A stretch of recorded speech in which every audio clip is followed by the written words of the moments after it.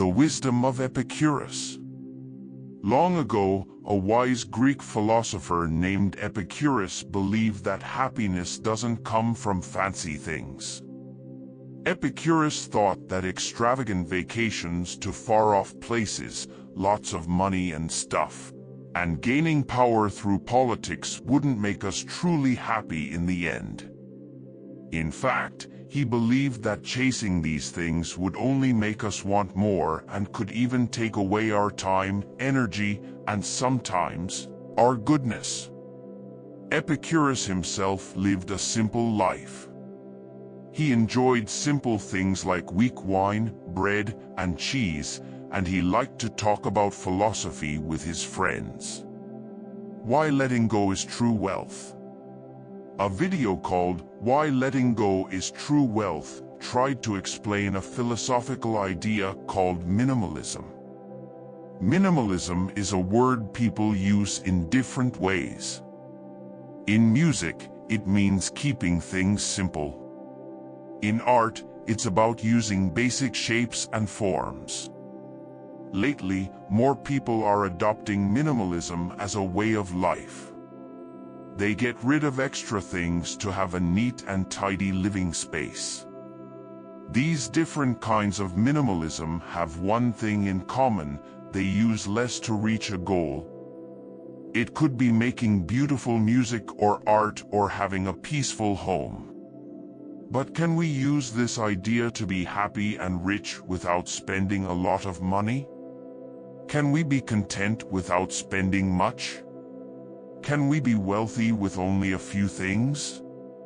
Many wise thinkers from the past talked about these questions. This video looks at what they said about wealth, wanting things, and pleasure, and how being rich can be quite simple. The problem with being rich. Having lots of money and things doesn't always make someone truly rich. Sometimes, wealthy people want even more and are afraid of losing what they have. They live with stress, don't trust others, and sometimes, they're all alone because they're not like everyone else. These rich folks might gather lots of things, but often, they make big sacrifices. For example, someone who works 80 hours a week barely has time to relax or spend time with loved ones. Epicurus thought that spending time with friends and family was really important for being happy. Also, some studies say that working more than 40 hours a week can harm our health, especially our hearts. Another study found that working more than 45 hours a week for at least 10 years can raise the risk of heart problems. Not all rich people work too much, and not everyone who works a lot is rich, but there's a connection. A book called The Way of Chuang Tzu. A long time ago, a philosopher named Chuang Tzu, who followed the Taoist way of thinking, noticed that people in the world cared a lot about money, fame, living a long time, and being successful. They didn't like being poor, having a low social status, having a bad reputation, or dying young. More than 2,000 years later, not much has changed. People still want what the world thinks is good and try to avoid what the world thinks is bad. When they can't get what they want, they get worried and unhappy. Chuang Tzu said something like this: people care so much about their lives that their anxiety makes life miserable, even when they have what they want. Trying to enjoy life too much can actually make them unhappy. Rich people can make their lives unbearable because they keep chasing more money, which they can't even use. In doing so, they become slaves to themselves, and they get tired from trying so hard. So, working hard to have fun might not be worth it. If we choose not to chase what the world says is good, does that mean we'll be unhappy? Or can we find simple pleasures that make us just as happy? The simplest pleasures. Some people say that a philosopher named Henry David Thoreau was a minimalist. He lived by Walden Pond in a small cabin for 2 years with only a few things: a bed, a desk, a table, and a few chairs. He wrote about his experiences in a book called Walden. On March 11, 1856, Thoreau wrote in his journal about how he didn't care much for being rich or traveling to far-off places. He liked the simple life and the natural beauty he found in his own town. He believed that if he got used to fancy things, traveling, or expensive drinks, he would start wanting them more and more. He would need those expensive pleasures to be happy. Thoreau thought that enjoying the simple things in life, like the beauty of nature, talking to neighbors, or watching birds, made him rich. He said, "The person who has the least expensive pleasures is the richest."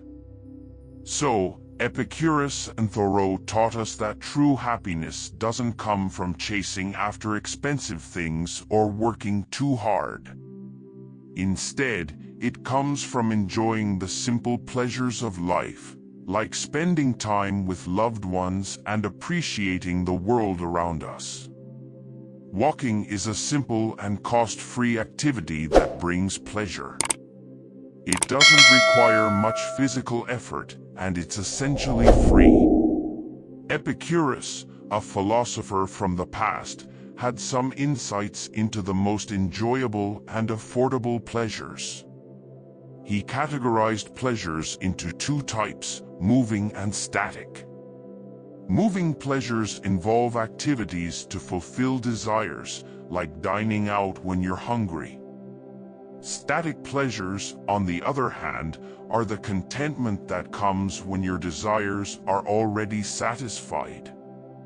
According to Epicurus, the highest pleasures are the passive ones, the absence of discomfort, or simply being content. This aligns with Schopenhauer's view that happiness largely comes from having peace of mind and contentment. However, Schopenhauer believed that to achieve this, we must restrain the strong impulse of human nature, which he called the will to live. This requires a level of self-discipline that may not be feasible for most people. So, how can we find contentment without becoming ascetics? If Thoreau, Chambers, Schopenhauer, Zhuangzi, and Epicurus were here today, they might suggest that finding joy in simple, affordable pleasures is the way to go. These pleasures are easy to access and widely available. By making them the source of our happiness, we avoid the stress of pursuing scarce and expensive desires. The cheaper our chosen pleasures, the less time and effort we need to attain them, and the more content we become without craving for more. This approach aligns with minimalism, as it promotes a simpler and more fulfilling life. In summary, walking is a low-cost pleasure, and Epicurus and Schopenhauer believed that finding contentment in affordable and simple pleasures is the key to a happy life. This approach minimizes stress and maximizes satisfaction, making it a form of minimalism in itself. If you enjoyed this video, give it a thumbs up and share it with your friends so we can keep making them. For more videos like this, hit the subscribe button and remember to click on the notification bell. Also, be sure to check out our other videos as well. Thanks for watching.